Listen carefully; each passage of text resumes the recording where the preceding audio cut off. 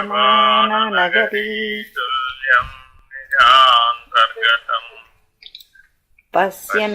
పశ్యన్నాత్మని మాయయా బహిరివోద్భూతం యథా నిద్రయా యస్సాక్షాత్ కురుతే ప్రబోధ సమయే స్వాత్మానమేవాద్వయం తస్మై శ్రీ గురుమూర్తయే నమః శ్రీ దక్షిణామూర్తయే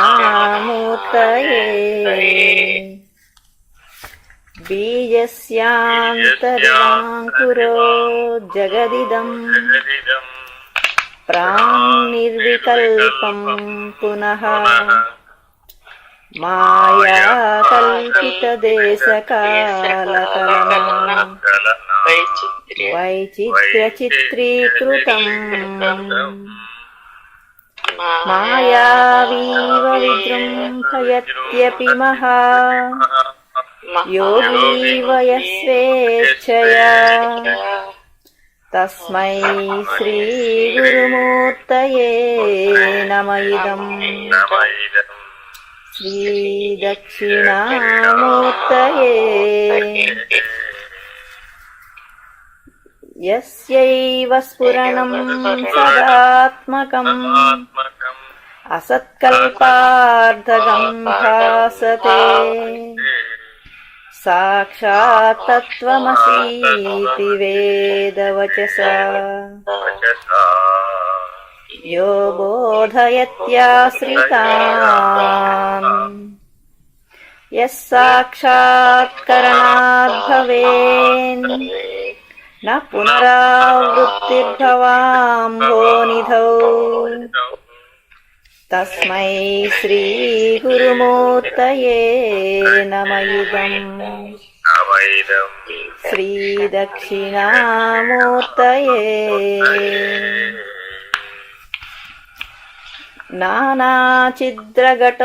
నానాఛిద్రఘటోదరస్థితమః దీపప్రభాభాస్వరం జ్ఞానం యస్య తు చక్షురాదికరణ ద్వారా బహిస్పందతే జానామీతి తమేవ భాంతం అనుభాత్యేతత్ సమస్తం జగత్ తస్మై శ్రీ గురుమూర్తయే నమః శ్రీ దక్షిణామూర్తయే దేహం ప్రాణమపీంద్రియాణ్యపి చలాం బుద్ధిం చ శూన్యం విదుః స్త్రీ బాలాంధజడోపమాస్వహమితి భ్రాంతా భృశంవాదినః మాయాశక్తి విలాసకల్పితమః వ్యామోహ సంహారిణే తస్మై శ్రీ గురుమూర్తయే నమః శ్రీ దక్షిణామూర్తయే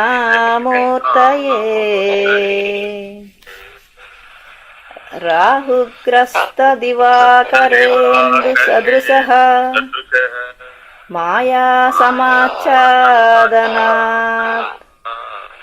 సన్మాత్రః కర్ణోపసంహరణతః యో భూత్ సుషుప్తః పుమాన్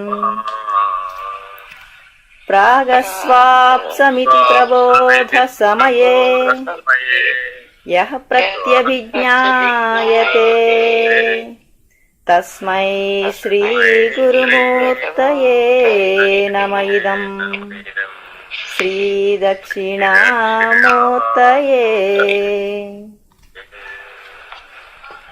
బాల్యాదిష్వపి జాగ్రదాదిషు తథా సర్వాస్వవస్థాస్వపి వ్యావృత్తాస్వనువర్తమానం అహమిత్యంతః స్ఫురంతం సదా స్వాత్మానం ప్రకటీకరోతి భజతాం యో ముద్రయా భద్రయా తస్మై శ్రీ గురుమూర్తయే నమ ఇదం శ్రీ దక్షిణామూర్తయే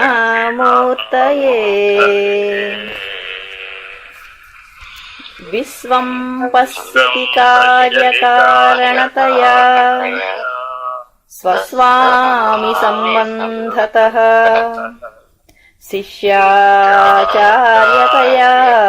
తథైవ పితృపుత్రాత్యాత్మనా భేదతః స్వప్నే జాగ్రతి వాయ ఏష పురుషః మాయా పరిభ్రామితః తస్మై శ్రీ గురుమూర్తయే నమ ఇదం శ్రీ దక్షిణామూర్తయే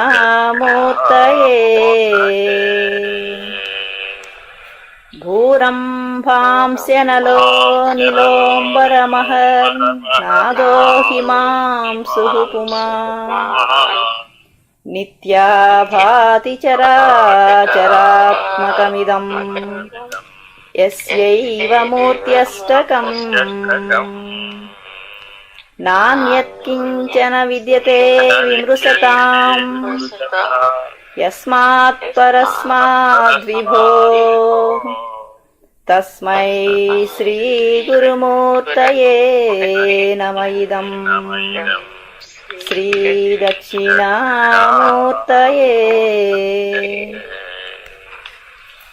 శ్లోకం ఇదే కదా. అవును.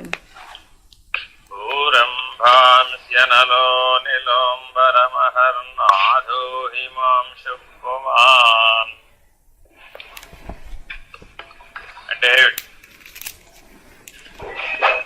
అంటే భూరంభాంస్యనలో నిలోంబరమహర్నాథో హిమాంశు పుమాన్ పంచభూతాల సంగతి చెప్తున్నారు. ఈ సృష్టి మొత్తం అష్టమూర్తులుగా ఉన్నది. విశ్వమని చెప్పబడుతున్నదంతా కూడా అష్టమూర్తులుగా ఉన్నది. అష్టమూర్తి రజా జైత్రి అని లలితా సహస్రనామంలో కూడా వస్తుంది. ఆ అష్టమూర్తులు ఏమిటో ఇక్కడ వివరిస్తున్నారు. భూరంభాంస్యనలో నిలోంబరమహర్నాథో హిమాంశు పుమాన్. భూ అంటే భూమి. భూమి. తర్వాత అంబాసి జలం. అంబువు అంటే ఏమిటి? నీరు. నీరు. అర్థమైందంటే అంబువు అంటే నీరు. భూరంభాంస్యనలో నిలోంబర. అనలము అంటే అగ్ని. అగ్ని. ఇంకా అనిలహ అంటే అనిలహ అంటే వాయువు. అంబరం. వాయువు. అంబరం. భూరంభాంస్యనలో నిలో అంబర. అంబర అంటే ఆకాశం. ఆకాశం అని ఒక అర్థం, అంతరిక్షం అని కూడా ఒక అర్థం. అంబరము అంటే వస్త్రం అని కూడా అర్థం. అంబరము అంటే వస్త్రము అని అర్థం, ఆవరణ అని అర్థం. అంబరం అన్న శబ్దానికి వేదాంతార్థాలు చాలా నానార్థాలు ఉన్నాయన్నమాట. అన్వయాన్ని బట్టి వీటిలో ఏదో ఒక దాన్ని స్వీకరిస్తారు. దిగంబరుడు అన్నాం అనుకోండి అంటే అర్థం ఏంటి? దిక్కులను వస్త్రముగా ధరించిన వాడు శివుడు. దిక్కులనే వస్త్రములుగా ధరించిన వాడెవడో వాడు దిగంబరుడు. అష్ట దిక్కులను వస్త్రముగా ధరించిన వాడెవడో వాడు దిగంబరుడు. అర్థమైందా? ఈ రకంగా ఆ అంబరము అన్న శబ్దానికి ఆకాశమని, అంతరిక్షమని, వస్త్రమని, ఆవరణని అనేక అర్థాలు. ఇప్పుడు 5వ లక్షణం దాకా వచ్చాం. భూరంభాంశనలో నిలోంబర మహర్నాథో హిమాంశు పుమాన్. మిగిలిన 3 ఏమిటట? భగవద్గీత కూడా చెప్పింది. మిగిలిన 3 ఏమిటి? హిమాంశు అంటే చంద్రుడు. పంచభూతములు ఇంకా 3 ఉన్నాయి అష్టమూర్తులలో. సూర్యుడు, చంద్రుడు. తెలీజా? భగవద్గీత కూడా పూర్తిగా చదవకుండా దక్షిణామూర్తి స్తోత్రం చదువుతున్నారు. మనసు, బుద్ధి, అహంకారం అండి. మనసు, బుద్ధి, అహంకారం అంటే అక్కడ ఎలా చెప్పారంటే, అక్కడ చెప్పినటువంటి భగవద్గీతలో అన్వయం ఆ మనసు, బుద్ధి, అహంకారము కర్మషట్కంలో చెప్పాడు. జీవభావం నుంచి ఆత్మభావంలోకి మరలించేటటువంటి పద్ధతిలో చెప్పబడింది కాబట్టి అక్కడ మనసు, బుద్ధి, అహంకారం అనే నిర్వచనం తీసుకునేట్లుగా చెప్పబడింది. కానీ అక్కడ వాస్తవానికి ఏముందంటే బ్రహ్మము, అవ్యక్తము, మహత్. మిగిలిన 3 ఏమిటి? బ్రహ్మము, అవ్యక్తము, మహత్. ఆకాశం తర్వాత చెప్పేటప్పుడు ఆకాశం నుంచి పైకి చెప్పాలా, కిందకి చెప్పాలా? పైకి చెప్పాలండి. ఆలోచించండి. అన్వయక్రమం చెప్పేటప్పుడు అందుకని భగవద్గీతలో ఎలా చెప్పాడు అంటే, భూమిరాపో అనలో వాయు ఖమ్మనో బుద్ధిరేవచ అహంకార ఇతీయం మే భిన్నా ప్రకృతిరష్టధా. ప్రకృతిని గురించి నేను నీకు తెలియజేస్తున్నాను అన్నాడు. భిన్నా ప్రకృతిరష్టధా. కాబట్టి ప్రకృతి తత్వములో త్వం అనేది ప్రకృతి గనక అయినట్లయితే తత్ బ్రహ్మమైంది. త్వము ప్రకృతి అనే అక్షర పురుషుడు అయినట్లయితే తత్ అక్షర పురుషుడైనటువంటి బ్రహ్మమైంది. క్షరాక్షరుల మధ్య బోధించబడుతోంది అక్కడ. అర్థమైందండి? ఈ రకమైనటువంటి అన్వయంతో చెప్పబడినప్పుడు దీనికి సూచించబడినటువంటి లక్ష్యార్థం మారిపోతుంది. ఇక్కడ ఏ పద్ధతిలో చెప్పబడింది అంటే, భూరంభాంశనలో నిలోంబరమహర్నాథో హిమాంశు కుమాన్. పైకి చెబుతున్నాడు అన్నమాట. బ్రహ్మము, అవ్యక్తము, మహత్. మహత్ నుంచి ఆకాశం, ఆకాశం నుంచి వాయువు, వాయువు నుంచి అగ్ని, అగ్ని నుంచి నీరు, నీరు నుంచి పృథ్వీ. ఈ రకంగా అష్టమూర్తులు ఏర్పడ్డాయి అంటున్నాడు ఇక్కడ. మూర్తిమంతము అంటే ఏముండాలి అసలు? ఏదైనా ఒకదానికి మూర్తిమంతము అంటే ఏముండాలి? ఒక ఆవరణ ఉండాలి, ఒక వ్యవహారం ఉండాలి, ఒక లయం ఉండాలి. ఏముండాలి? ఒక ఆవరణ ఉండాలి, ఒక వ్యవహారం ఉండాలి, ఒక లయం ఉండాలి. అంటే ఈ 8ంటికి కూడా వాటి వాటి స్థితులలో వాటికి ఆవరణ ఉన్నది, కదలికలు ఉన్నాయి, లయము కూడా ఉంది. కాబట్టి భూమిరాపో అనలో వాయు ఖం మనో బుద్ధిరేవచ అహంకార ఇతీయం మే భిన్నా ప్రకృతిరష్టధా. ప్రకృతిలో ఉన్నటువంటి 8 లక్షణాలని చెప్పినప్పుడు కూడా అదే పద్ధతిలో చెప్పబడి ఆవరణ, కదలిక, లయం. సూత్రం ఏం చెడిపోలా. అట్లాగే ఇక్కడ పైకి చెబుతున్నాడు, ఊర్ధ్వముఖంగా సృష్టి గురించి బోధిస్తున్నారు. ఎలా? ఊరంభాంశనలో నిలోంబరమహర్నాథో హిమాంశు పుమాన్. తర్వాత ఏమిటి? నిత్యాభాతి చరాచరాత్మకమిదం. నిత్యాభాతి చరాచరాత్మకం. 2 ఒకేసారి చెప్పేస్తున్నానయ్యా అంటున్నాడు. నిత్యాభాతి. భాతి అంటే భాషించటం, భాషించుట, ప్రకాశించుట, ఉండుట. భాతి అంటే ప్రకాశించుట, ఉండుట. నిత్యాభాతి. ఈ 8 ప్రకాశిస్తున్నాయ్యా, ఈ 8 ఆవరణలు ఉన్నాయ్యా. అదైనా నిత్యాభాతి. ఎలా? చర అచర. కదిలేవిగాను కనబడుతున్నాయి, కదలనివిగాను కనబడుతున్నాయి. వీటికి రెండు లక్షణాలు ఉన్నాయట. ఎలా ఉన్నాయట? ఒక సమయంలో చూస్తేనేమో కదులుతున్నట్టుగాను కనబడుతున్నాయట. ఒక సమయంలో ఒక స్థితిలోంచి చూస్తే కదలనివిగా కూడా కనబడుతుంది. అర్థమైందా? వివేక దృష్టిని బట్టి ఇవి ఒక స్థితిలో ఎలా ఉన్నాయి? కదిలేవిగా ఉన్నాయి, ఒక స్థితిలో కదలనివిగా ఉన్నాయి. ఎలాగో చెప్పగలరా? చర ఆత్మకం. చైతన్యమే. అక్కడ ఆత్మశబ్దం ఎందుకు వేశారు? నీలో ఉన్న నేను యొక్క స్థితిని బట్టి ఇవి చరించేవిగాను అచరములుగాను కనబడుతున్నాయి, కదలనివిగాను కూడా కనబడుతున్నాయి. ఈ 8 మూర్తులే. అర్థమైందా? బ్రహ్మము కదిలిందట అంటే సంకల్పం వచ్చింది, సృష్టి ప్రారంభమైంది. కదిలిందా లేదా? కదిలింది. కదిలితే ఏమైంది? సృష్టి ప్రారంభమైంది. ఆ కదలిక సృష్టి మరలా ఎవరిలో లయమైంది? అదే బ్రహ్మమందే లయమైంది. కాబట్టి బ్రహ్మము కదులుతాడా అంటే కదలడన్నాం. ఎవరన్నారు? బ్రహ్మనిష్ఠుడైనటువంటి వాడు, పరబ్రహ్మ నిర్ణయాన్ని ఎరిగినటువంటి వాడు ఎవడైతే ఉన్నాడో ఆ పరబ్రహ్మ నిర్ణయం ఎరిగిన వాడు ఏమన్నాడట? బ్రహ్మమునందు ఏ కదలికలు లేవు అన్నాడు. తా కదలడట పరమశివుడు, కదిలిడిది మాయట. తా కదలడట పరమశివుడు, కదిలిడిది మాయట. కదిలాడు అన్నావా? అది మాయయ్య అన్నాడట. ఎవరు? పరబ్రహ్మ నిర్ణయం తెలిసినవాడు.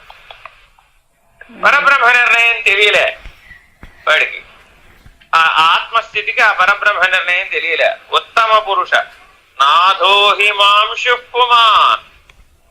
పురుషులలో 3 పురుషులు ఉన్నారు. ఎవరు? క్షర, అక్షర, పురుషోత్తమ. పురుషోత్తమ స్థితిని ఎరిగినటువంటి వాళ్ళు ఎవరైతే ఉన్నారో వాళ్ళు ఏం చెప్పారట? ఇవేవి కదలటం లేదయా అన్నారు. అసలు కదలికలే లేవు అన్నారట. ఎందుకని? కదిలితే మాయ కాబట్టి, కదిలితే ఎరుక కాబట్టి. కాబట్టి భూమి తిరగడం లేదు, వాయువు తిరగడం లేదు, అగ్ని తిరగడం లేదు, పంచభూతాలు తిరగడం లేదు, బ్రహ్మము అవ్యక్తము మహత్తు కూడా ఇవి కదలటం లేదయ్యా. ఇవేమీ కదలటం లేదు. వీటికి కదలికలే లేవు. ఎందుకని అంటే నేను పరబ్రహ్మ స్థితి నుంచి వీటిని చూస్తున్నాను కాబట్టి, కదలని స్థితి నుంచి వీటిని చూస్తున్నాను కాబట్టి. కదలని స్థితిలో ఇవేమీ కదలటంలా, నీవే లేని స్థితిలో ఇవేమీ కదలటంలా. నేనున్నాను అన్నాడట. నేను లేను అన్నవాడికేమో ఇవేవి కదలటంలా. నేనున్నాను అన్నవాడికి ఏమైందట? పరబ్రహ్మ నిర్ణయం నుంచి బ్రాహ్మీభూత స్థితికి వచ్చేసాడు, బ్రహ్మనిష్టలోకి దిగి వచ్చేసాడు. ఆ బ్రహ్మమునందు సగుణ నిర్గుణ భేదములు ఏర్పడ్డాయి. ఆ బ్రహ్మమునందు సగుణ నిర్గుణ భేదములు ఏర్పడేటప్పటికి అదేం ప్రథమ సంకల్పం. ఆ సగుణ నిర్గుణ భేదములే ప్రథమ సంకల్పం. బ్రహ్మము కాస్త ఏమైంది? అవ్యక్తము మహత్తు అయిపోయింది. వెంటనే ఆ అవ్యక్తము మహత్తు అయిపోగానే పంచభూతాత్మకమైనటువంటి ప్రకృతి దానిలో నుంచి ఆవిర్భవించింది. ఈ ఆవిర్భావం అంతా కదలికలే. మరి ఆవిర్భావం కదలికలైనప్పుడు స్థితి కూడా కదలికలే, తిరిగి లయం కూడా కదలికలే, తిరోధానం కూడా కదలికలే, అనుగ్రహం కూడా కదలికలే. పంచకృత్యములు కదలికలే, పంచక్రియలు కదలికలే, పంచబ్రహ్మలు కదలికలే, పంచశక్తులు కదలికలే. కదలడం అనేటటువంటి ప్రక్రియ కనుక లేకపోయినట్లయితే సహజ నిర్వికల్ప సమాధినిష్ట అయినటువంటి పరబ్రహ్మ నిర్ణయం ముందు ఇవేమీ కదలటం లేదు. కాబట్టి ఆ దృష్టితో చూసినటువంటి మహర్షులు ఏమన్నారయ్యా అంటే ఏవి కదలన్నారు, ఇవేవి కదలికలు లేవా, ఇవన్నీ జడములు. చేతనములని జడములని 2 వస్తువులు లేవు అసలు. ఏ దృష్టికి తోచినాయి? పరబ్రహ్మ నిర్ణయం. ఎందకి దిగి వచ్చేసి ఉపాధి తాదాత్మ్యత పొందినటువంటి జీవోపాధి నుంచి మానవోపాధి నుంచి పరిశీలించినప్పుడు జడచేతనములు కనబడుతున్నాయి. కాబట్టి స్థావర జంగమాత్మకమైనటువంటి సృష్టిని గమనించి భోక్తగా అనుభవించేటటువంటి జీవుడి రూపంలో ఉన్నటువంటి మానవుడి దృష్టితో చూచినప్పుడు మాత్రమే ఈ కదులుతున్నవని కదలనివని అనే భ్రాంతి కలిగింది. ఇది వాస్తవానికి భ్రాంతి. ఎలా భ్రాంతి అయ్యా అంటే వెలుగులో చూస్తే తెలిసిపోతుంది, చీకటిలో చూస్తే భ్రాంతే. అజ్ఞానం అనేటటువంటి చీకటితో చూసినప్పుడు ఆత్మ వస్తువు సహజ సప్రకాశ పరిజ్ఞానమైనటువంటి పరశివతత్వంగా నీకు తెలియబడినప్పుడు ఇవన్నీ లేనివే, ఇవన్నీ జడములే, ఇవన్నీ కదలటం లేదు. అదే ఆత్మవస్తువు నీకు జీవుడుగానో బ్రహ్మముగానో మధ్యలో ఈశ్వరుడుగానో తోచినప్పుడు ఏమైంది నీకు? ఇవన్నీ అష్టమూర్తులన్నీ ఆవరణలన్నీ ఉన్నట్లు ఆయా ఆవరణలలో అవి పరిభ్రమిస్తున్నట్టు భ్రమిస్తున్నట్టు నీకు తోస్తోంది, అనుభూతమవుతోంది. అనుభూతమవుతోంది కాబట్టి సత్యం అనుకున్నావు. కాబట్టి యతో వాచో నివర్తంతే అప్రాప్య మనసా సహా అని ఉపనిషద్వాక్యం. నువ్వు దేనితో నిర్ణయిస్తున్నావయ్యా అంటే వాక్కు ద్వారా, మనస్సు ద్వారా, బుద్ధి ద్వారా నిర్ణయిస్తున్నావు. నేను దేని ద్వారా పనిచేస్తుంది అంటే ఈ వాక్కు మనసు బుద్ధిని ఆధారం చేసుకుని నిర్ణయం చేస్తుంది. యతో వాచో నివర్తంతే, ఆ వాక్కు విరమించినట్లయితే, నివర్తమైనట్లయితే ఏ స్థితిలోకి చేరిందు అంటే మౌనం. యతో వాచో నివర్తంతే అప్రాప్య మనసా సహ, ఆ బుద్ధి కూడా మనసులో అంతర్భాగమే. మనసు విరమించబడినట్లయితే ఏ స్థితిలోకైతే చేరిందు, వాక్కు విరమించిన స్థితి నీకు తెలియబడాలి, మనసు విరమించబడినటువంటి స్థితి కూడా నీకు తెలియబడాలి. తెలియబడింది.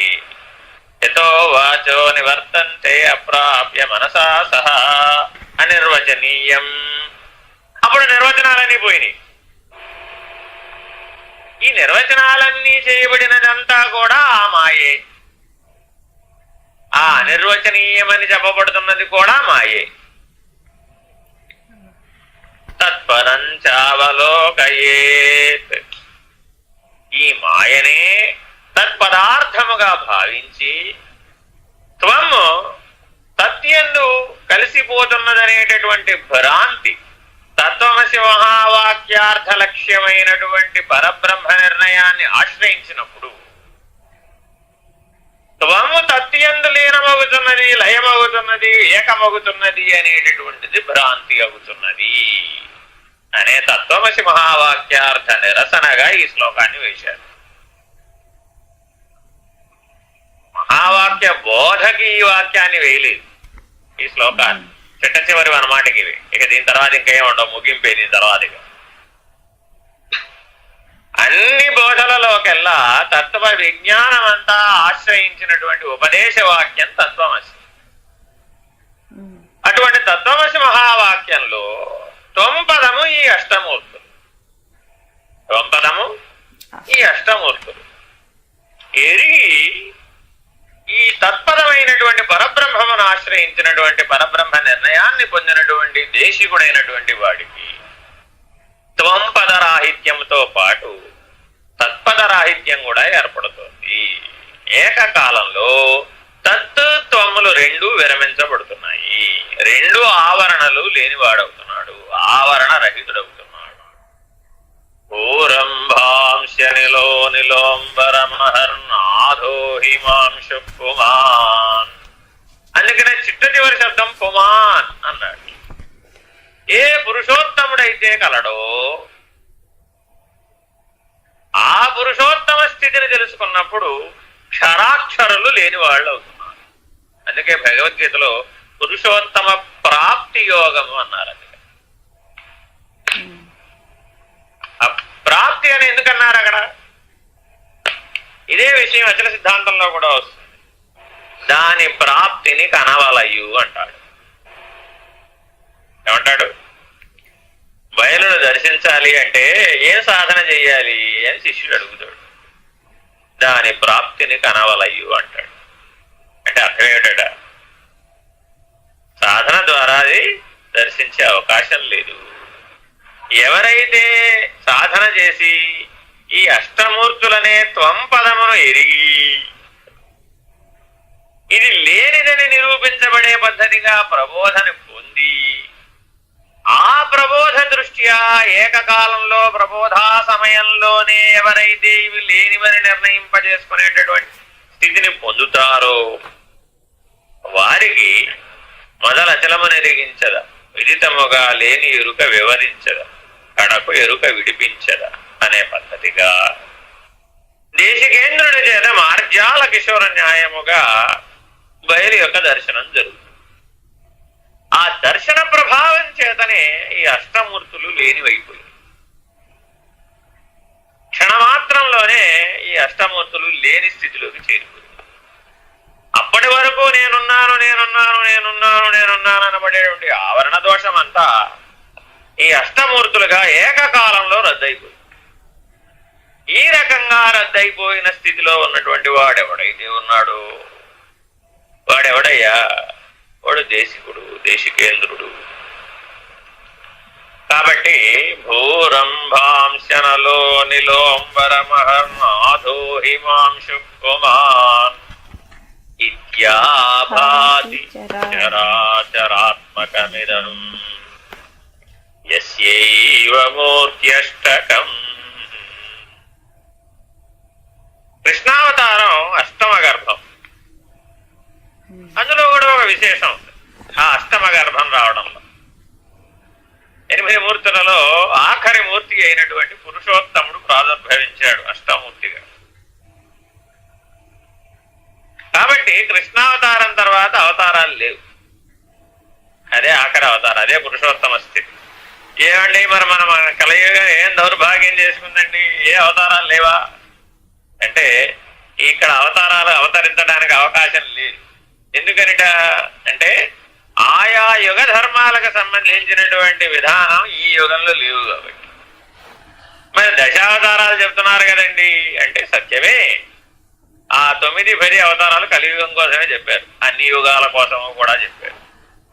ఎవరా 9-10? 9 గురువు 10 శిష్యుడు. 9 గురువు 10 శిష్యుడు, ఇవే దశావతారం. కాబట్టి ఎవరైతే సద్గురువుతో ఆ దేశికుడితో ఐక్యతా సిద్ధిని పొందాడో వాడు 10వ అవతారం. ఎవరెవరైతే ఈ బయలును దర్శించినటువంటి జన్మరాహిత్య స్థితిని పొందినటువంటి దేశికులు ఎవరైతే ఉన్నారో వాళ్ళందరూ 10వ అవతారం. వీరికి మార్జాల కిశోర న్యాయం చేత ఎవరైతే ఆ స్థితిని బోధింపజేశారో, దర్శింపజేశారో, కలిగింపజేశారో ఆ దేశికేంద్రులందరూ 9వ అవతారం. అర్థమైందండి? కాబట్టి దశావతారాలు ఎప్పుడూ పూర్తవుతాయి. పూర్తవ్వకుండా సృష్టి విధానం పూర్తవదు, కల్పం పూర్తవదు. కాబట్టి కలియుగంలోనే ఎక్కువ అవతారాలు ఉన్నాయి. అర్థమైందండి?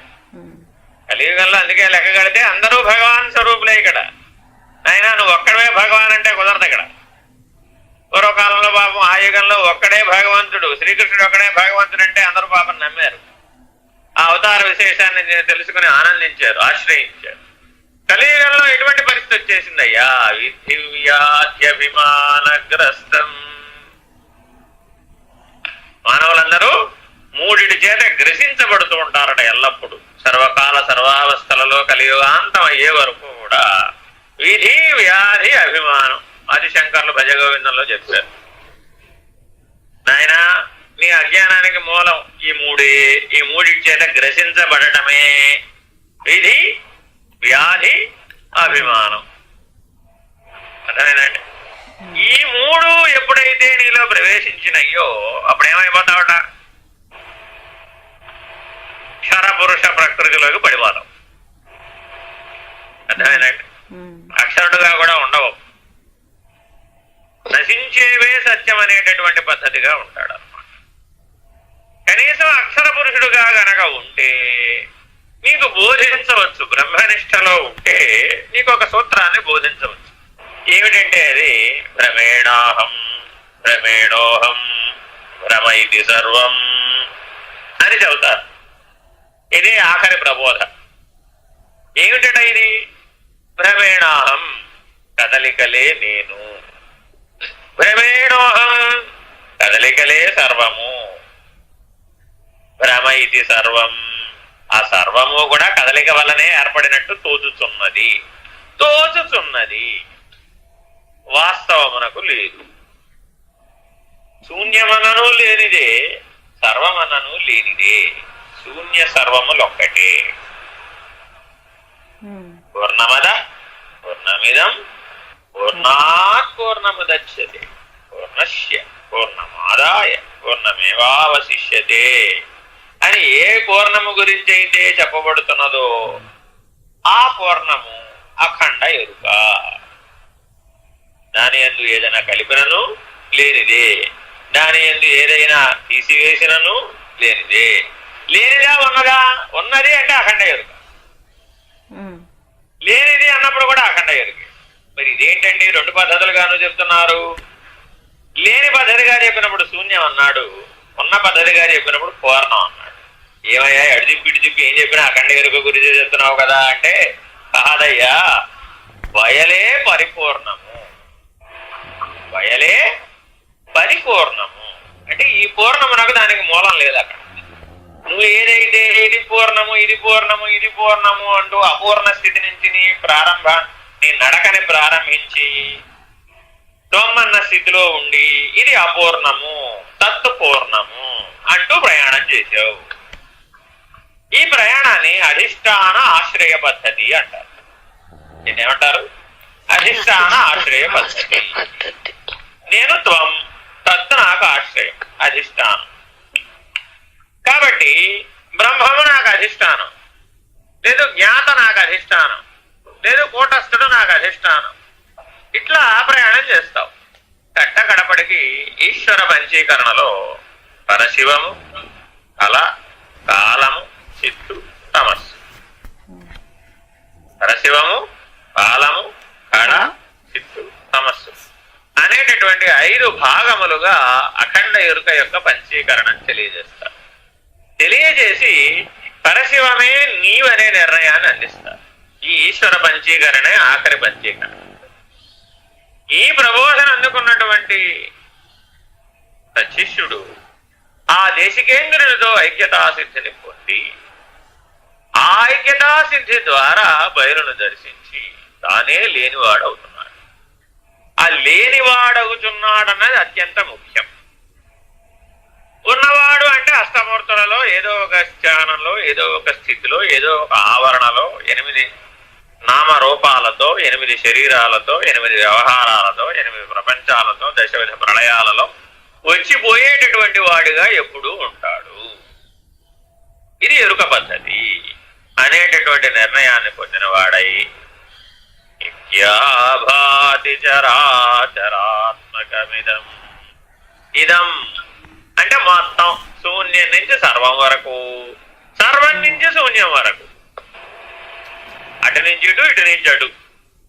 ఏ అంతర్ముఖ ప్రయాణం అయితే దైవీ ప్రణాళిక ద్వారా బోధించబడుతూ అనుభూతి చెందుతూ అనేక ధర్మాలుగా, అనేక జ్ఞానములుగా, అనేక యోగములుగా, అనేక సాధనలుగా అందించబడుతూ అందుకోబడుతూ వస్తూ ఉన్నటువంటిది ఏదైతే ఉన్నదో యుగ యుగములుగా కల్పాదుల నుంచి ఎంతో లక్షల కోట్ల సంవత్సరాల నుంచి ఏదైతే అందించబడుతుందో అంతా కూడా ఇద్దం.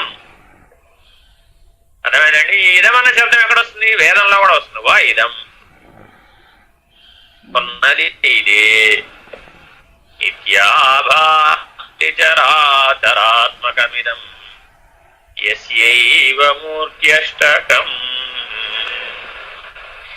ఈ అష్టమూర్తులు కానటువంటిది ఏది అనంత విశ్వంలో శూన్య సర్వములుగా ఏది లేదు. శూన్యము నుంచి సర్వం వరకు, సర్వం నుంచి శూన్యము వరకు మొత్తం అంతా కూడా ఈ అష్టమూర్తులుగా ఉంది. కాబట్టి ఇదంతా కదలిక చేతనే ముడిపడి ఉన్నది. వాస్తవమునకు ఏ కదలికలు లేవు. అంతరిక్షమునకు ఏ కదలికలు లేవు. బయలుకి ఏ కదలికలు లేవు. పరశివమందు ఏ కదలికలు లేవు. అంటే కదలికలే లేనటువంటి స్థితిని కనుక నువ్వు చేరినప్పుడు ఏమయ్యావు? ఈ 8 శరీరాలు, ఈ 8 మూర్తులు లేనివైపోయినాయి. దూరంభాంశనలో నిలోంబరమహర్నాథో హిమాంశు కుమాన్ యా భాతి చరాచరాత్మకమిదం యస్యైవ మూర్త్యష్టకం. తర్వాత నాణ్యత్కించన విద్యతే విమృశతాం.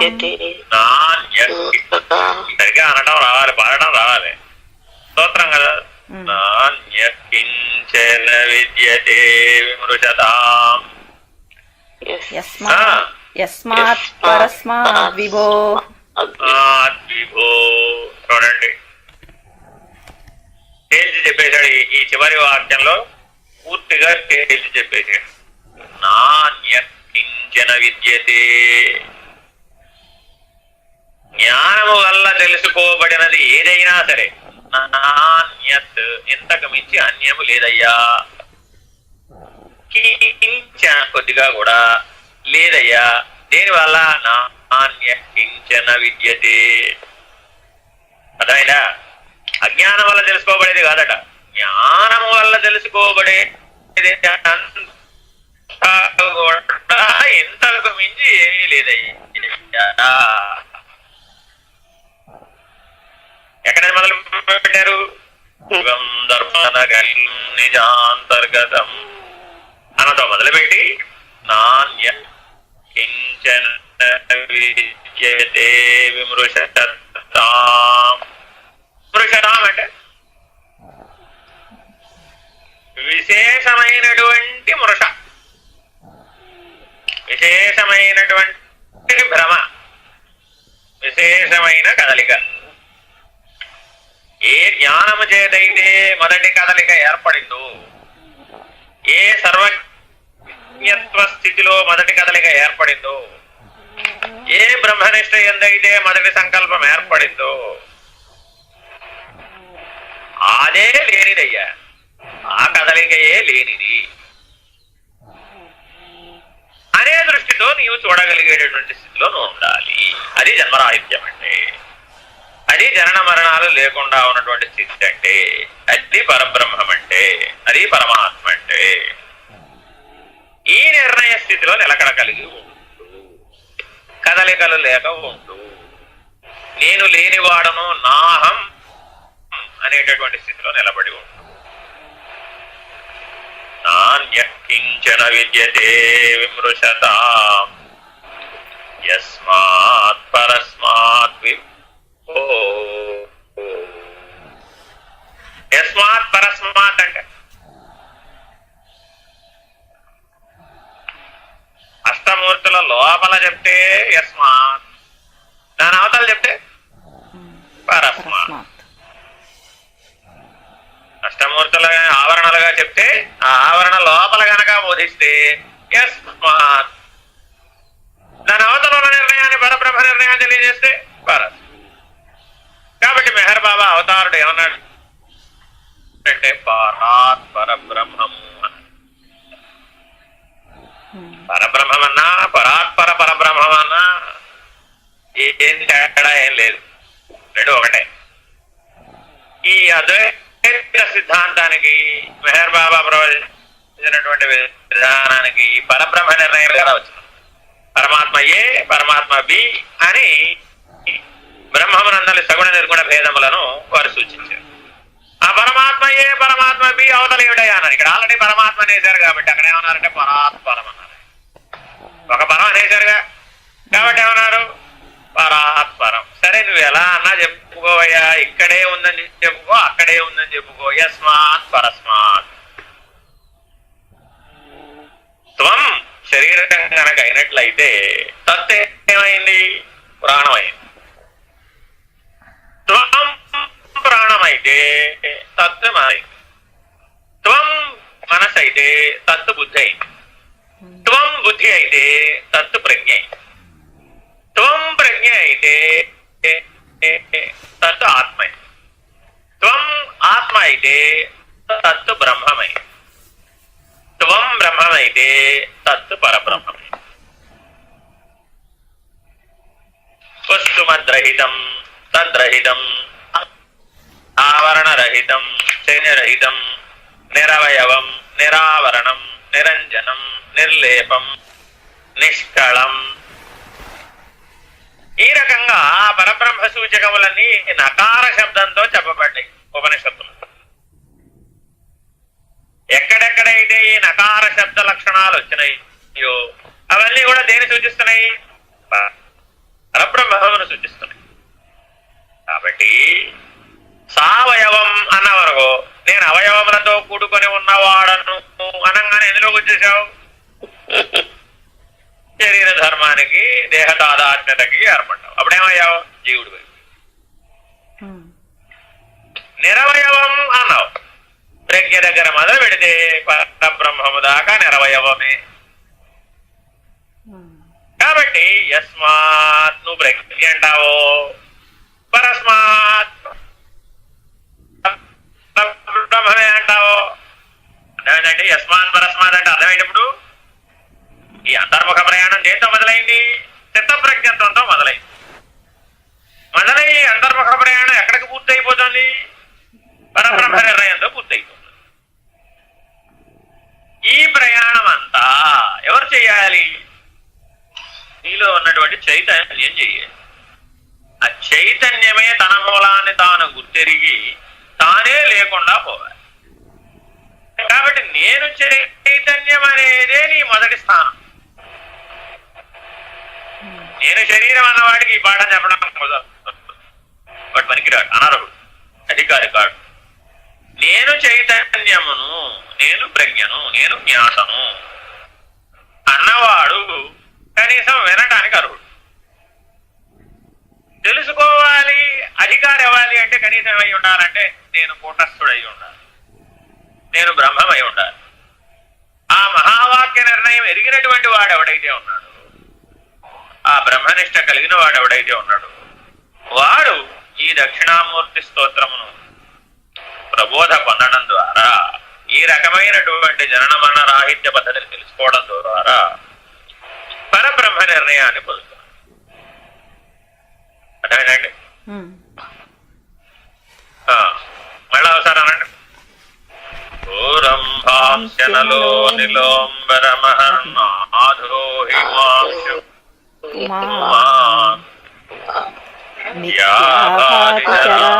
చరాత్మకమిదం యస్యైవ మూర్త్యస్తకం నాన్యత్కించన విద్యతే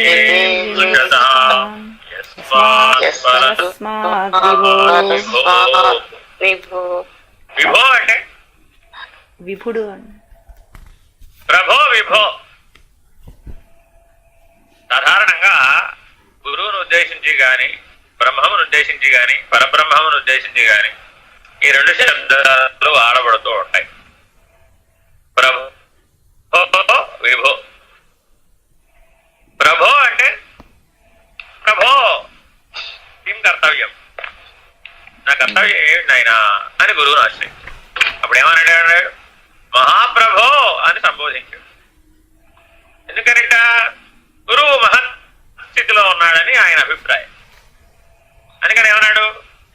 అసలే ప్ర అన్నదే ప్రకర్షయతి, ప్రకర్షయతి భాక్ ఇది ప్రభో. ఎంతటి ప్రకాశమును కలిగి ఉన్నాడయ్యా అంటే మహత్తంత వ్యాపక ప్రకాశం కలిగినటువంటి వాడు అని చెప్పడం. ఆయన ప్రకాశం ఎంత దూరం వ్యాపించిందట? మహత్వం వరకు వ్యాపించిందట. బ్రహ్మణోర వ్యక్త వ్యక్తాన్ మహద్ అని ఏదైతే చెప్తున్నారో అట్టి మహత్ వరకు వ్యాపించి ఉన్న ప్రకాశము కలిగిన ఏం కర్తవ్యం, నా కర్తవ్యం ఏదో నాకు తెలుపవయ్యా, నన్ను మేలుకొల్పవయ్యా, నాకు జ్ఞానమును ప్రసాదించవయ్యా అని గురువును ఆశ్రయించి హే మహాప్రభో, హే ప్రభో అని అన్నాడు. ఇక్కడికి వచ్చినప్పటికి ఏమన్నారు? విభో. విభో. భాక్ అనేటటువంటి అనేటువంటిది ఏదైతే ఉందో అంటే ప్రకాశించడం అంతా కూడా అష్టమూర్తులుగా ప్రకాశిస్తోంది కాబట్టి ఇత్యాభాది చరాచరాత్మకమిదం యైవమూర్త్యష్టకం. అష్టమూర్తులుగా ఉన్న సమస్త ప్రకాశము లేని స్థితి ఏదైతే ఉందో, ప్రకాశమే లేనటువంటి స్థితి అంటే మనకేం తెలుసు అంటే ప్రకాశం లేదంటే జగనే తెలుసు. ప్రకాశం లేని స్థితిని ఊహకు అందించలేదు. ఎందుకని అంటే సుషుప్త్యావస్థలో ప్రకాశం తగ్గిపోగానే శాంతం లేకుండా పోదు, తగ్గిపోదు, ప్రకాశ ప్రభావం తగ్గిపోదు, సుప్త చేతనావస్థ ఏర్పడుతుంది. ఆ సుప్త చేతనావస్థ వచ్చేటప్పటికే ఇంద్రియములన్నీ పడిపోయినాయి, తమ తమ ధర్మములను కోల్పోయినాయి, తమ తమ చలనములను కోల్పోయినాయి, తమ తమ గ్రహింపు శక్తిని కోల్పోయినాయి. దానినే విశ్రాంతిగా భావించి, దానినే పరమ సుఖముగా భావించి రోజు అందులో మునుగుతున్నాడు. మునుగుతున్నాడా లేదా? ఇట్లా మునిగేవాడు వీడేం తెలుసుకుంటాడు? వీడు తాగడు. ఎదిగి తురియంలోకి వచ్చిన వాడు ఎవడైతే ఉన్నాడో తురియాతీతమును ఎరుగవలయనంటే వాడు సరిపోతాడు. వాడికి ఏం తెలిసిందట? ప్రభో తెలుసు వాడికి. ఎవడికైతే ఈ ప్రభో అన్న శబ్దం అనుభూతిగా తెలుసో తురియంలో, వాడు విలుప్తమైనటువంటి వాక్, విభో, విభో అన్న శబ్దంలో వి అనేది ఉపసర్గ, విలుప్తమైనటువంటి భాక్, సర్వవ్యాపక ప్రకాశమే అష్టమూర్తులుగా అయితే అనంత విశ్వముగా అఖండ ఎరుకగా ఉన్నట్లుగా తోచుతున్నదో, విలుప్తమైనటువంటి అట్టి అఖండ ఎరుక లేనటువంటి స్థితి నీకు తెలియబడింది. యస్మాత్ పరస్మాత్ విభో నిష్కళ. ఈ విభో అన్న శబ్దం నిష్కళను సూచిస్తోంది. అదేనండి, చాలా జాగ్రత్తగా ఎంపిక చేసి ఒక్కొక్క అక్షరాన్ని ఒక్కొక్క పదాన్ని కూర్చారు. మామూలుగా చదువుకు వెళితే అన్వయ వ్యతిరేకాలు సరిగా బోధపడకపోతే లక్ష్య స్థితి నుంచి దూరం అయిపోయే అవకాశం. కాబట్టి ఓరంభాంశనలో నిలోంబర మహర్నాథో హిమాంశు కుమార్ యాభాతి చరాచరాత్మకమిదం యైవమూర్త్యష్టకం నాన్యత్కించన విద్యతే విమృశతాం యస్మాత్ పరస్మాత్ విభో. కాబట్టి విధి లేదు, వ్యాధి లేదు, అభిమానము లేదు. అభిమానం ఎన్ని స్థానాలు ఏర్పడుతుందండి? ఇప్పుడు 8 స్థానాలు ఏర్పడుతుంది. అష్ట శరీరాలలో ఏమిటవి? విశ్వ తైజస ప్రాజ్ఞ ప్రత్యేగాత్మలు, విరాట్ హిరణ్య గర్భ అవ్యాకృత పరమాత్మలు. ఈ 8 తనువులలోనూ 8 సాక్షులలోనూ సర్వసాక్షిగా ఆ అభిమానం ఏర్పడుతుంది, ఆ వ్యవహారం ఏర్పడుతుంది. మూలాన్ని గుర్తిరిగే శరీరం ఏదీ లేదు అనే షోడశీ వాక్యం ద్వారా, ఈ ఉత్తపట్ట బయలు ఏదీ లేదు అనే ద్వాదశీ వాక్యం ద్వారా, ఇవే సంస్కృతంలో చెబితే ఏతన్ మిథ్యా శుద్ధ కించిన్నాస్తి దేమయా తదా జ్ఞాన నిర్మూలమే తదా జ్ఞానాత్ శరీరం నాస్తి కేవలం స్వప్నే ప్రదీయమాణాని చ రూపాణి యథా తథా. అది పంచదశి. ఇవే చివరి వాక్యాలు.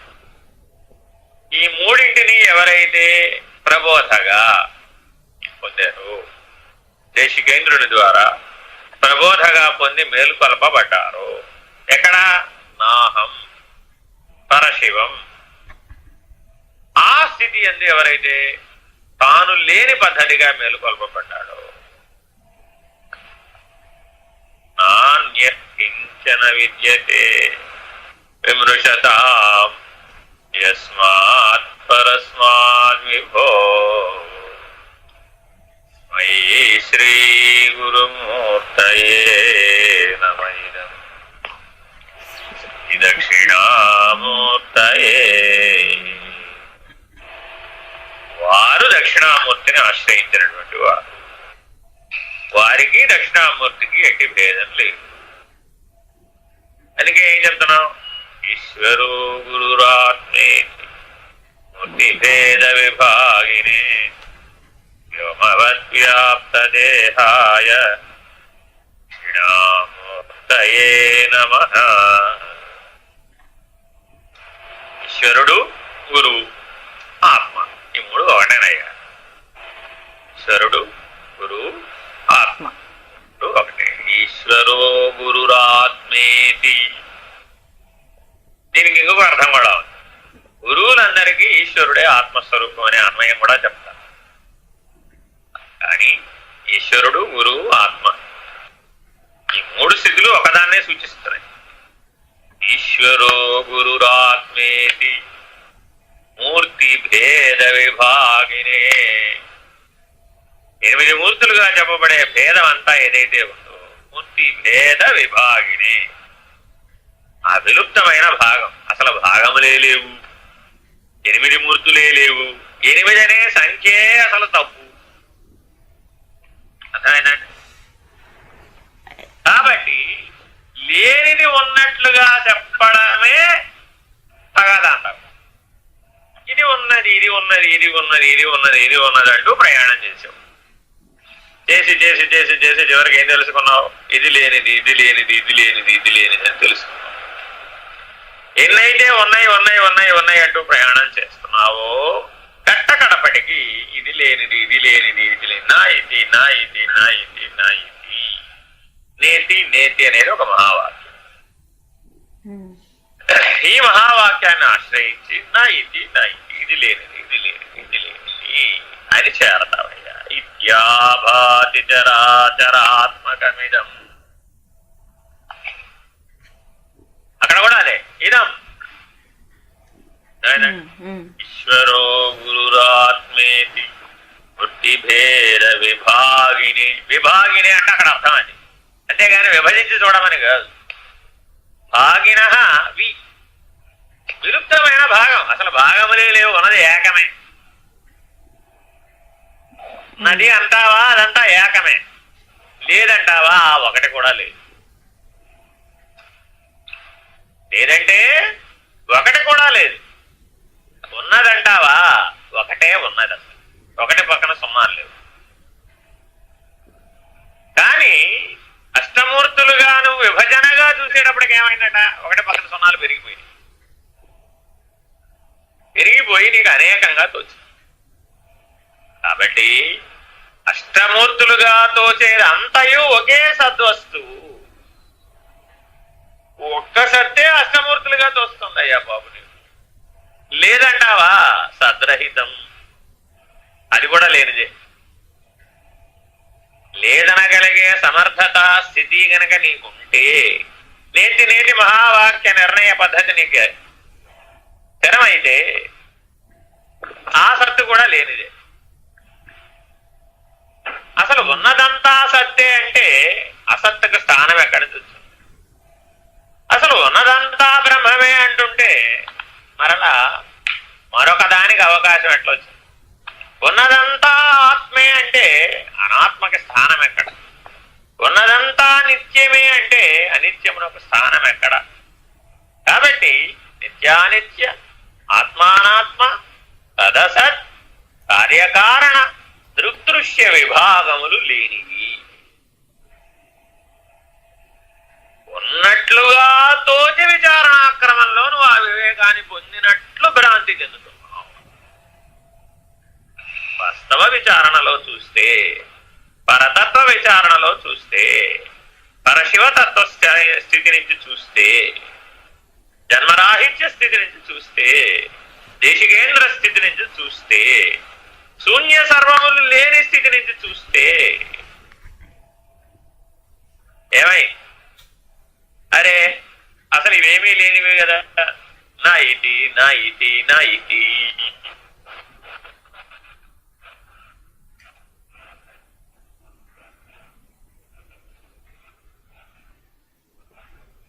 ఇలా భేద విభాగినే.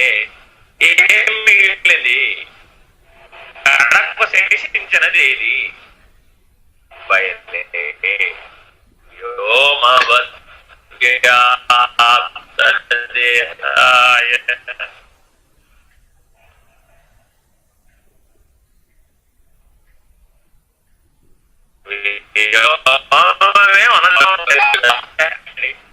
యుద్ధమైన ప్రయోగం తెలుసో తెలియదు.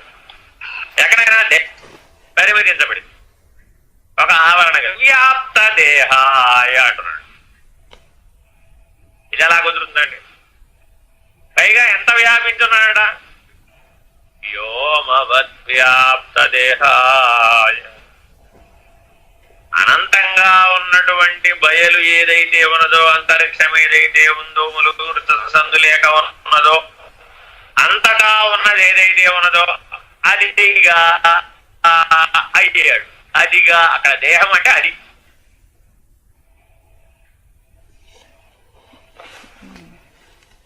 అర్థమైందా? నా ఇది వ్యాప్త దేహాయ దక్షిణామూర్తయే నమః. మరి అనంతంగా ఈ విశ్వం అంతా ఎంత? ఒక బిందువు. అట్టి విషయంలో మరలా ఒక నెబులా, ఒక గెలాక్సీ, లేదు ఇంకే పేర్లన్నా పెట్టుకో, అదెంత? అది ఇంకొక బిందువు. వాటిలలో మళ్ళా పంచభూతాలు, ఒక భూమి, ఓ సోలార్ నెట్వర్క్. ఎంతండి? అందులో ఒక బిందువు. మళ్ళా ఒక బిందువు. మరలా వాటిలో దృష్టి, ఒక బిందువు. మరలా వాటిలో మళ్ళా జీవులు, దాంట్లో మానవులు. ఎంత? ఇంకా బిందువు. ఎంత సైజు తగ్గిపోయిందండి. పరబ్రహ్మమైనటువంటి ఆ వ్యోమవద్వ్యాప్త దేహమైనటువంటి దక్షిణామూర్తి ఎంతన్నాడు? ములుగురుత్స సందులేగా ఉన్నాడు. ములుగురుత్స సందులేకంటే ఒక పిన్ పాయింట్ పెట్టి ఇక్కడ లేడని చెప్పడానికి వీలుగా. అర్థమైందండి? దీనినే పంచగర్గన పద్ధతిగా నిరూపించారన్నమాట. ఘటపటమట, ఘటపటమట, దహర కేవల 5 గగనాలున్నాయి. గగనము అంటే ఏమిటంటే ఆకాశం అనే అర్థం ఉంటుంది, వ్యోమం అనే అర్థం కూడా. గమించుటకు అవకాశం ఇచ్చినది ఏదో అది గగనము, అది ఒక అర్థం. అసలు గమించడమే వీలు కానటువంటిది ఏదో అది కూడా గగనమే. కదలటానికి వీలు లేకుండా అంత వ్యాపకమై ఉన్నది ఏదో అది కూడా గగనమే. అందుకే 2 గాలు వచ్చాయి, గగనము.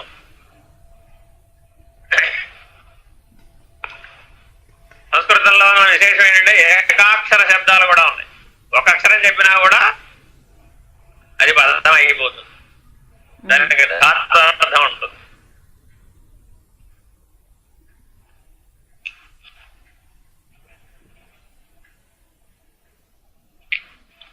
అర్థమైందండి?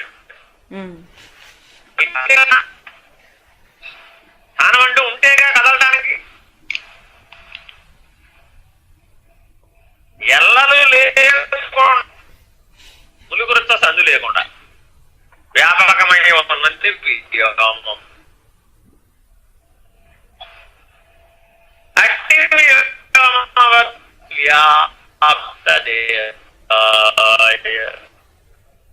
దక్షిణామూర్తయే ఉంటాను. ఆయనకి నాకు అభేదంగా ఉంటాను. ఎవరితో అభేద స్థితిని పొందాలంటే ఇప్పుడు దక్షిణామూర్తితో అభేద స్థితిని పొందాలి. అంటే నీ జీవితం నిరంతరాయంగా బంగారాన్ని ఏ గీటరాయి మీద చూడాలి. దక్షిణామూర్తితో అభేద స్థితిగా ఉన్నదా లేదా? అలా నిర్ణయానికి సరిపోతేనే నేను ఏదైనా ఒప్పుకుంటా, లేకపోతే అనే నియమానికి కట్టుబడిన వాడు ఎవడైతే ఉంటాడో, ఆ అనే స్థితి ఎందు నిలకడ కలిగిన వాడు ఎవడైతే ఉంటాడు. ఇప్పుడు వాడికి దేహం ఉందనే చెబుదామా, పుట్టిందని చెబుదామా, పోయిందని చెబుదామా, ఉన్నాడని చెబుదామా, లేడని చెబుదామా, ఏ పరిమితి వరకు ఉన్నాడని చెబుదాం? మానవ సృష్టి వరకు ఉన్నాడని చెబుదామా, జీవ సృష్టి వరకు ఉన్నాడని చెబుదామా? రాంశనలో నిలోంబరమహర్నాథో హిమాంశు కుమాన్. ఒకటే సమాసం యమల జామలకి 8 మూర్తులను కలిపినటువంటి సంస్కృత సమాసం ఒకే ఒక సమాసం వేశారు ఆదిశంకర్. అర్థమైందండి? అన్వయం చేస్తే వేదాంత సారమంతా అందులోనే వచ్చేస్తుంది. ఇప్పుడు ఎక్కడున్నాడని వెతుకుదాం, ఏంటి ఈ దక్షిణామూర్తిని ఎక్కడున్నాడని వెతుకుదాం. ఊరంభాంశనలో నిలోంబరమహర్నాథో హిమాంశు కుమాన్. నన్ను ఎంతో కాలం ఈ మొదటి వాక్యం వెంటాడిందనమాట. ఎంతగా వెంటాడేదంటే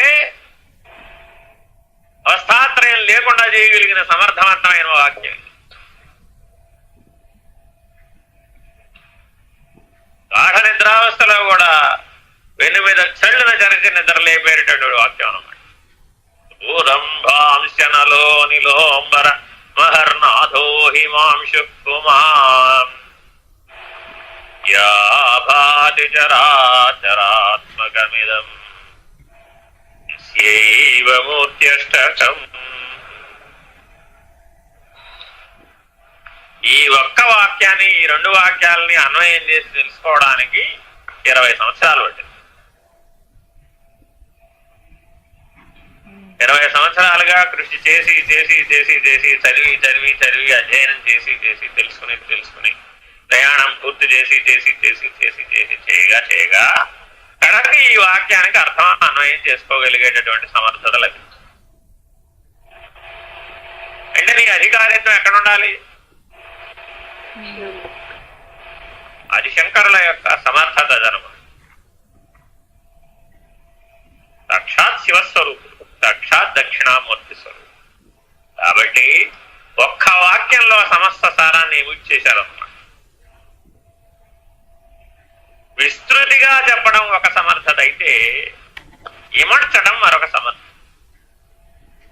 భాషా వైచిత్రిలో ఏదైనా ఒక శబ్దం చెప్తే ఆ శబ్దానికి అన్వయ వ్యతిరేకాలతో పుంఖానుపుంఖాలుగా వ్యాఖ్యానం చెప్పి ప్రవచనం చెప్పడం ఒకటి. కొన్ని వేల పేజీలు, వేల పుస్తకాలన్నింటినీ కలిపి ఒక్క శబ్దంలోకి ఇమడ్చగలగడం మరొకటి. రెండవ దానికి అసాధారణమైన ప్రజ్ఞ కావాలి, విశేషమైన ప్రజ్ఞ కావాలి. మామూలు తెలివితేటలు సరిపోవరు. కాబట్టి మౌనాన్ని విశ్లేషించాలంటే మౌన వ్యాఖ్య ద్వారా పొందినటువంటి ప్రబోధ ద్వారా నువ్వు మేల్కొల్పబడిన వాడు అయినప్పుడు మాత్రమే శబ్దో బ్రహ్మ ఉచ్యతే. ఈ ప్రయాణం అంతా పూర్తి చేసిన వాడవై ఉండాలి. అప్పుడు మాత్రమే ఆ మౌన స్వరూపాన్ని ఎరుగగలుగుతాం. అప్పటి వరకు నీకు ప్రజ్ఞా పాఠవాలు ఏర్పడం. కాబట్టి మానవుడు తన జీవిత లక్ష్యంగా దేని స్వీకరించాలో ఈ శ్లోకంలో స్పష్టంగా చెప్పేశారు. ఇంతకు మించిన నిర్ణయం లేదు. నీవు ఆశ్రయించదలుచుకుంటావా? దక్షిణామూర్తిని ఆశ్రయించు. సాధించదలుచుకుంటావా? ఆ దక్షిణామూర్తితో ఐక్యతా సిద్ధిని పొందు. ఆశ్రయించదలుచుకుంటావా? అట్టి దేశికేంద్రుని ఆశ్రయించు. అట్టి దేశికేంద్రుని కరుణ చేత ఏర్పడేటటువంటి జన్మరాహిత్య స్థితిని పొందు. మానవ జీవిత పరమ లక్ష్యం ఇదే. ఎందుకని ఎట్టి పరమిది? ఊరంభాంశనలో నిలోంబరమహర్నాథో హిమాంశు కుమాన్. యా భాతి చరాచరాత్మకమిదం యైవ మూర్త్యష్టకం. నాన్యత్కించన విద్యతే విమృశతాం యస్మాత్ పరస్మాత్ విభో. ఇంతకు మించిన పరము లేదయ్యా. పరము పరము పరము పరమరుగవలననేటటువంటి కాంక్ష నీతో దీంతో రద్దయిపోతుంది.